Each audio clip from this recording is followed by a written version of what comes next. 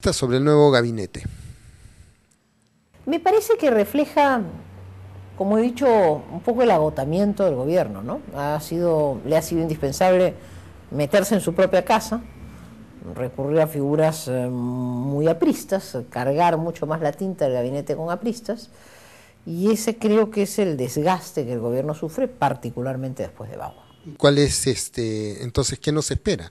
Porque estamos en una situación, digamos, de cierta tensión social, ¿no es cierto?, por las consecuencias de varios sociales que están pendientes. ¿Qué margen de maniobra tendrá este nuevo gabinete? Sin desmerecer a nadie, no pronunciaré palabras ofensivas ni agraviantes a nadie. Yo creo que el primer ministro Velázquez Gesquén, como lo he descrito, es un buen operador, un buen jugador en el área chica, ¿no es cierto? Oye, hermanito, te consigo la comisión, yo te arreglo. Se ha manejado el Congreso consiguiendo votaciones. Ahora, tiene que demostrar su capacidad de hombre de Estado para resolver, como usted señala muy bien, los conflictos sociales. Por el bien del Perú, espero que el gobierno sepa combinar. En algunos casos, orden, autoridad, dejar sentado el respeto a la ley. En otros, flexibilidad para el diálogo, también sin mesidas, con reglas claras, con unos dichos por delante: esto, señor, no se puede negociar, en esto no vamos a ceder, no abramos un debate sobre cosas que no son insensibles. Y luego mucho menos soberbia, ¿no? El gobierno, y particularmente el presidente de la República, adolece de soberbia. A veces se coloca en las alturas y desde allí dicta úcases.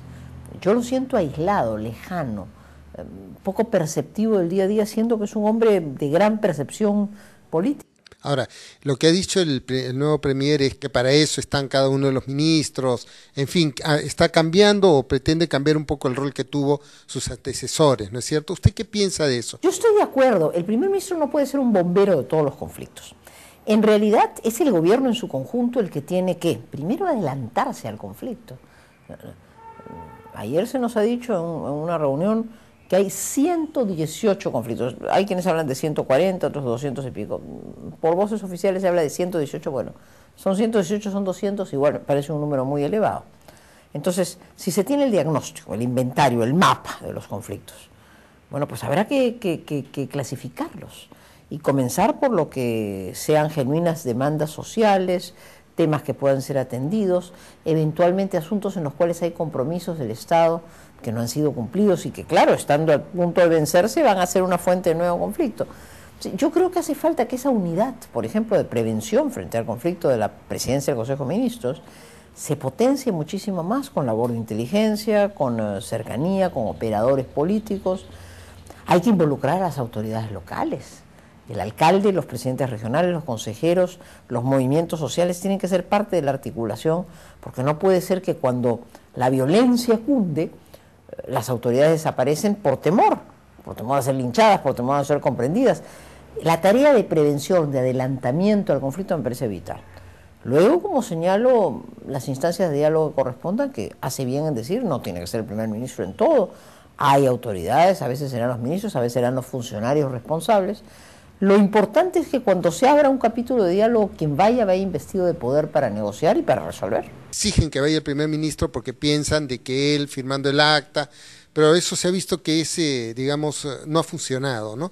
¿Cuál es el mecanismo para atender realmente el conflicto?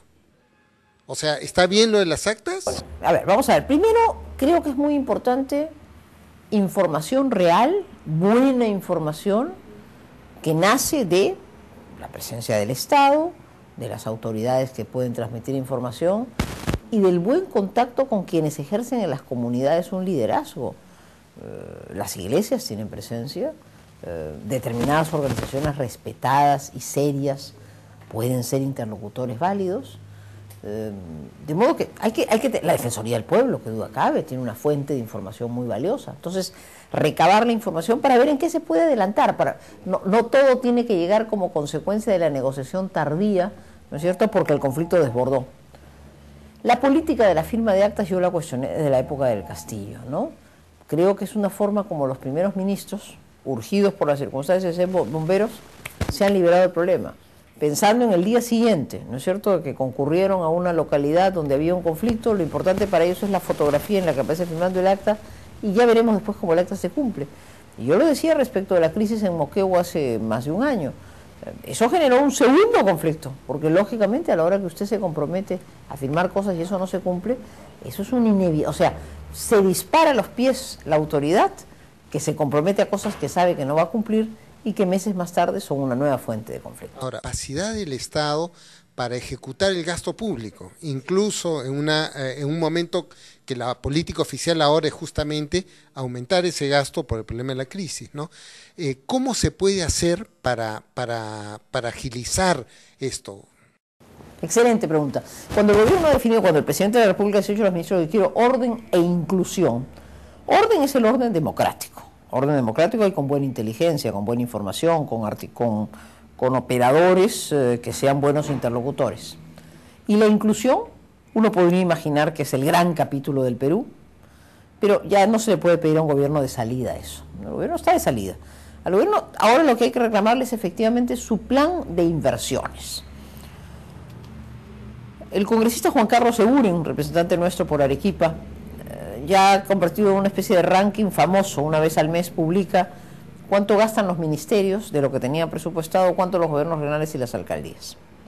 Está probado que los que mejor pueden gastar, porque están más cerca, porque tienen programas más pequeños, probablemente son las alcaldías.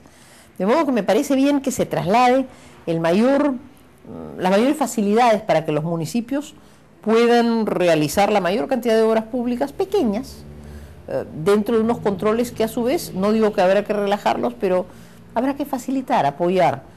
El SNIP, que es una institución importante en la que yo creo y que ha liberalizado una cantidad de recursos para proyectos de menor envergadura, incluso para los de mediana envergadura, tendría que estar un poco más cerca, más descentralizado, más facilitador de programas.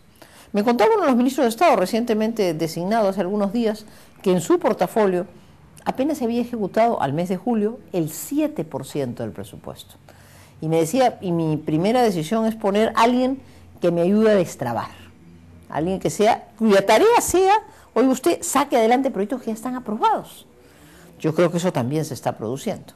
Entonces yo diría que hay que tener facilitadores de la inversión, ver qué cosa ha detenido, qué expediente técnico falló, y si no se tiene el expediente técnico, bueno, ¿a quién se recurre para que haga las tareas y facilite el expediente? El problema ahí con las municipalidades ahora es que ellos les han bajado el canon. Bueno, no es que el gobierno les baja, sino el mercado, ¿no? Bajan los precios del petróleo, de los minerales. Básicamente bajado, así es, básicamente ha bajado el impuesto de promoción municipal, o sea, el 2% sobre el impuesto al IGB, y es lógico porque hay menores recursos. Claro, y ha bajado la tributación, en fin, pero eso les ha fastidiado varios proyectos que ellos ya tenían aprobados, y entonces encima por presupuesto participativo.